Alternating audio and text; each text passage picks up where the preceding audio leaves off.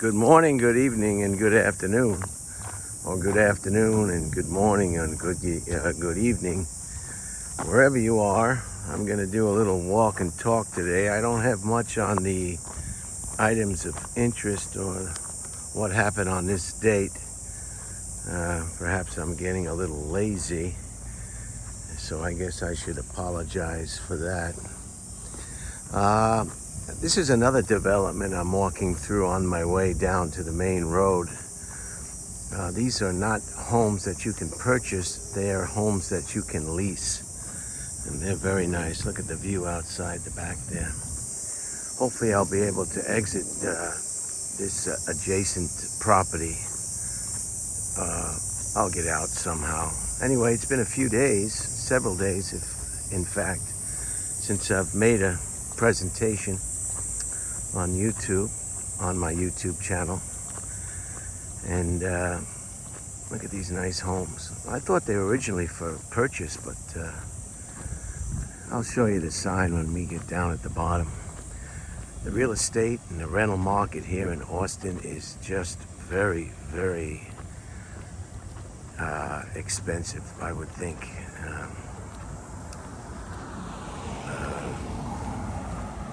A studio can run you over $1,000 in a nice development.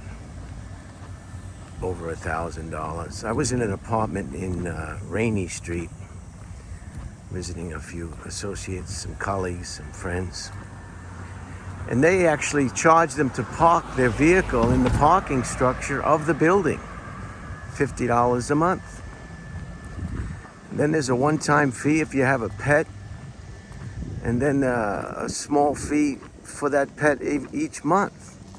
And I was told, and I guess you can all check this on yourself, or check this for yourself, and see how accurate this information is that I'm relaying to you, that they have to have, one of the requirements for renters in Austin is, I can always go behind these residences to get out if I can't exit through the gate. You have to have renter's insurance, mandatory renter's insurance. So, wow. So let me get this straight. I've got to furnish it if it's unfurnished. I've got to pay for parking if there's parking. I've got to purchase renter's insurance if I'm renting. I have to pay the rent. I have to pay the electricity and the gas, if it's a gas stove, I guess, or gas appliances of what kind. Wow. So you're looking at a very expensive proposition, and that's just your rent. Doesn't include your groceries, your automobile maintenance, insurance, and fuels and oils.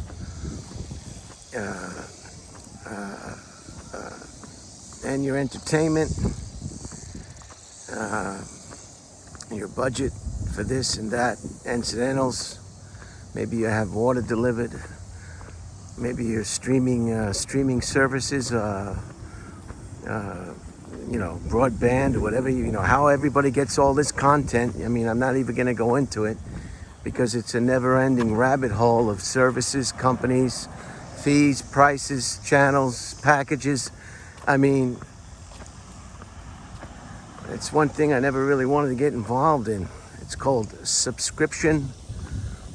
Although I have a subscription magazine, I do not have subscription television or streaming services of any kind.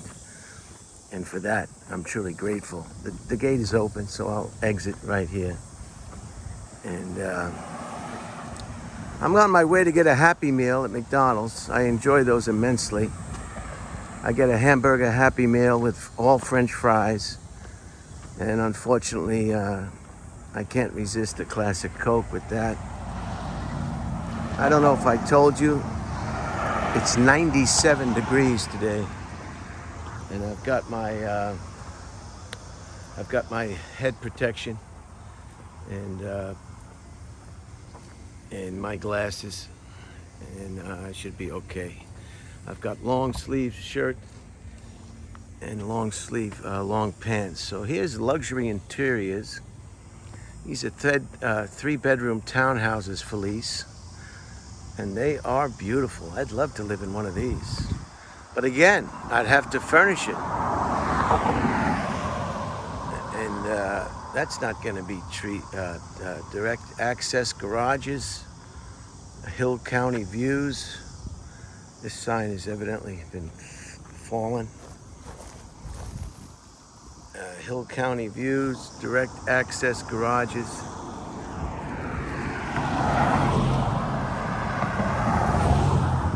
And they're advertising that they have 3-bedroom, 2.5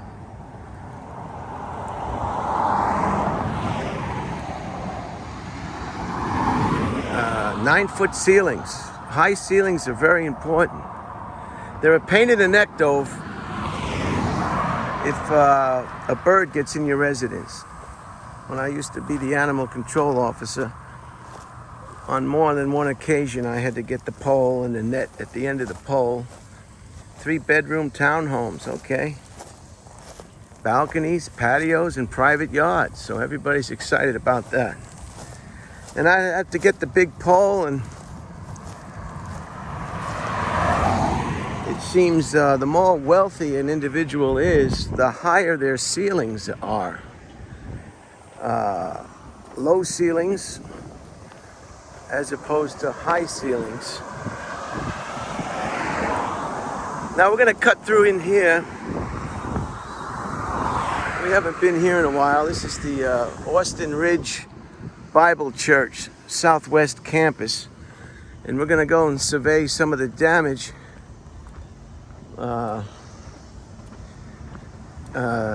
in the previous video that was recorded.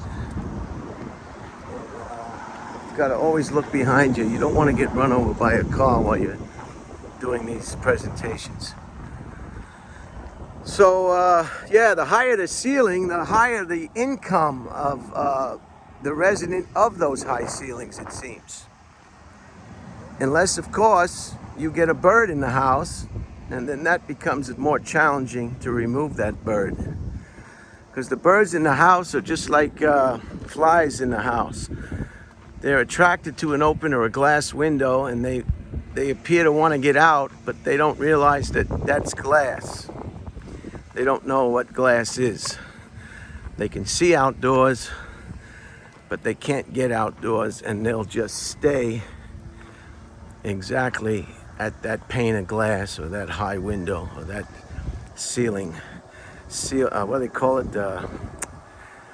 Ceiling light? What do they call those people put those lights in? Ceiling light. Ceiling window, window light. You know those things, those windows on the ceiling. I can't remember what the heck they're called. And they leak sometimes too. A lot of people will put those in and find out they leak, just like a sunroof on an automobile. So you got to watch out how you upgrade your residence. Sometimes your upgrades will cost you more problems than you initially thought that you'd have with the upgrade. Anyway, I guess I'm just gibberish today. So I want to apologize for that. This is the open field that I opened that package, the globe that I received from my sister Mary Ann, my sister Bobby Ann, and my sister Terry Ann, or Teresa Ann. My parents really liked that name Ann. Mary Ann, Terry Ann, Bobby Ann, Suzanne. They just couldn't get enough Anns. And this is the field that I opened up that potentially dangerous package, and it turned out to be, and this is the church, the Bible campus. And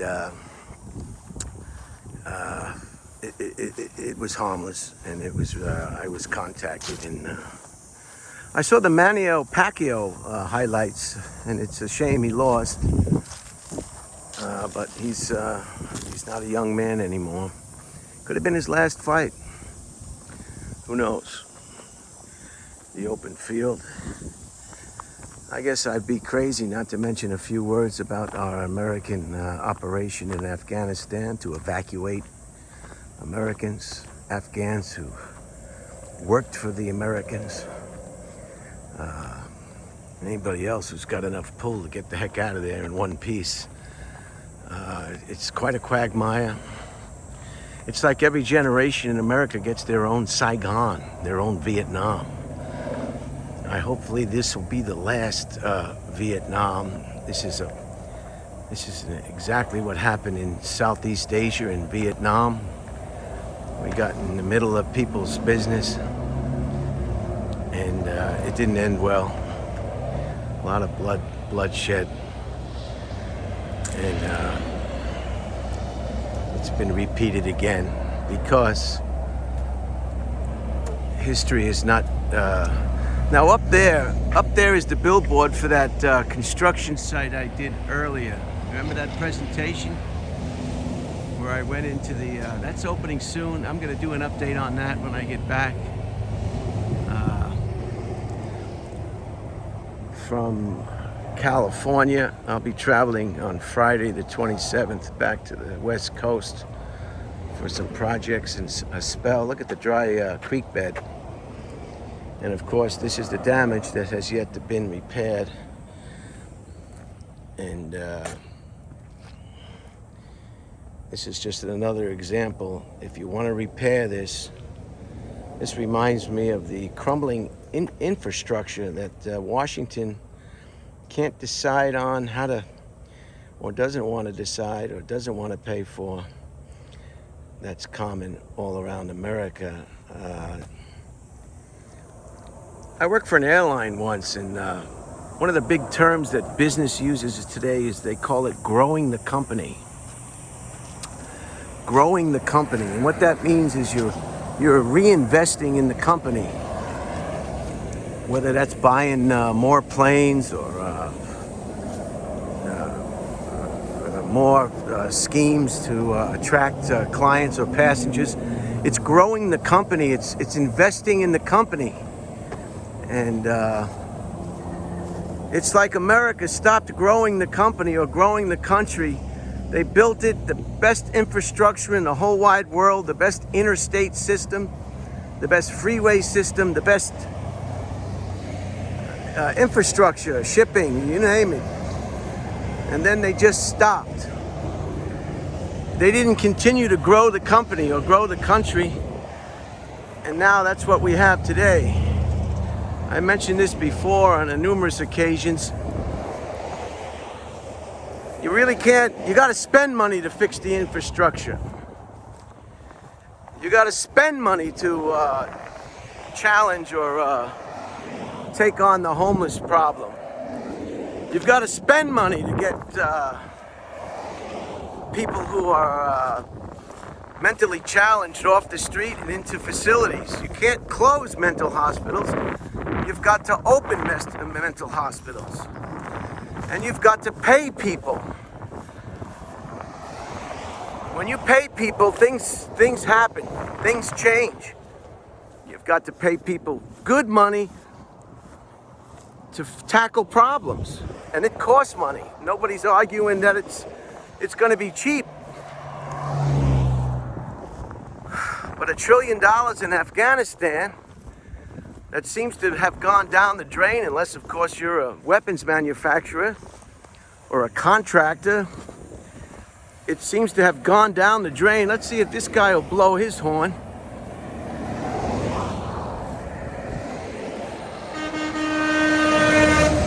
Very good. Yeah. I use the, the arm signal. You go like this when you see a big truck. And he'll blow the horn. And that gentleman was in a good mood.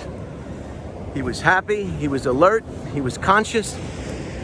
And he was enjoying driving his truck. He saw me give the signal to blow the horn. And he complied, or was more than happy to comply and blow that horn. So there's a guy he's running on all 8 cylinders. He doesn't need a tune-up. Now, if he had some things on his mind and some problems and some grievances, he may have been reluctant to blow that horn. So anyway, I don't mean to be babbling on, but as I make my way to McDonald's for my Happy Meal, it's like America just stopped growing the company or growing the country. And now we got bridges that have fallen down or crumbling and roads that need to be, they need a new tunnel in Manhattan that they said no to during a previous administration. There's a new tunnel. I mean, all this stuff is getting 100 years old or 200 years old. Unless it's like the Brooklyn Bridge, which will, I guess, last into eternity, whatever that word is, paternity. Here's where I get my tacos. They're taking a break. They open up again in the evenings. They're open in the morning for breakfast. Sometimes I come here. And so that's where we are. We've got another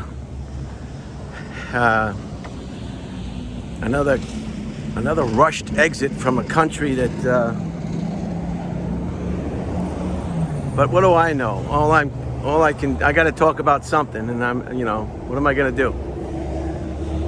So I'm talking about what I guess everybody's talking about. So they got another 31st. They got some more time before they got to get out. Look at the size of this truck. I don't know if he'll see me. Wow. Wow, that's great, huh?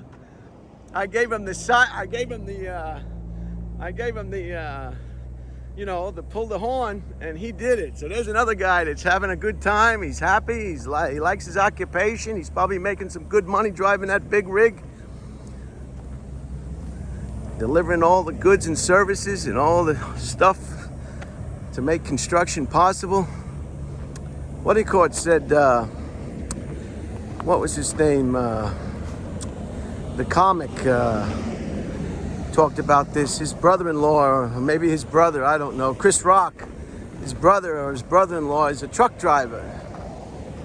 And he said, all this computer stuff and all this nonsense, he says, you can't do a darn thing without the truck driver, because the truck driver is the one who delivers the computers, the hard drives, the mouses, the wires, the donades, not donades, those things in the back of old TVs, diodes. Here's a dental, James Dental. I've been lucky, I chipped a tooth, but I'm gonna leave it alone. If it's still strong and you don't feel any pain, and you don't have any pain when you eat, here's a dog at Animal Hospital. Leave it alone. These dental doctors, these dentists are so quick to say, hey, we got to do this and we got to do that. Doctor, we don't have to do anything. I'm in no pain. I'm eating normally without pain. We don't have to do a damn thing, doctor. Well, now when it falls out or it's pain or there's some problem going on, and you're gonna have to watch Dead Air LA I think it's number 4. We're gonna have Domingos on, and we're gonna be talking about Domingos. Time 25 minutes 10 seconds. Total distance 1.0 miles. Average pace 25 minutes 9 seconds per mile. Split pace 25 minutes 9 seconds per mile. There's the McDonald's. Yeah, we don't have to do a darn thing. We don't have to do a damn thing, doctor. I'm in good shape. I eat well. I'm not in any pain. I can eat steak. I can eat hard foods, soft foods. The filling is still inside. It looks good and tight. There's no need to go in there and start drilling around and taking out tight fillings. If it's tight, it's already tight. It's good and tight, as my friend Franco Quambao from United used to say. He's a Filipino. He used to work for, back in the Vietnam days, he was running that CIA undercover mission, Air America. He also worked for the Shah, in the Shah's airplane in Iran before the overthrow of that. He has quite a very extensive history. Here's the McDonald's. I always go inside. I like to go inside. So I'm just gonna finish up this, this video. This is where I'll get my Happy Meal. And hey, what's up? How are you? Everybody's so friendly here in Texas, I tell you. So this is the McDonald's that I'll purchase my Happy Meal. I'm kind of excited. Like I say, it'll be a hamburger Happy Meal, and for all fries, please, all fries, and I guess a little poison, a little classic Coke. God, just can't get away from that Coke. Anyway, Franco had quite an extensive aviation career, and then of course he went to United, United, where he retired from. But he was something else. He was a good mechanic, and he used to say, "Good and tight, good and tight, good and tight." So I hope everybody has a good day, and let's pray for everybody in Afghanistan who's trying to leave Afghanistan. Let's pray for the safety of our troops and support personnel in Afghanistan and all over the world, that they stay safe and don't come into harm's way. And tomorrow's Friday, and I hope I didn't babble too much on this presentation. And I'll see you on the rebound.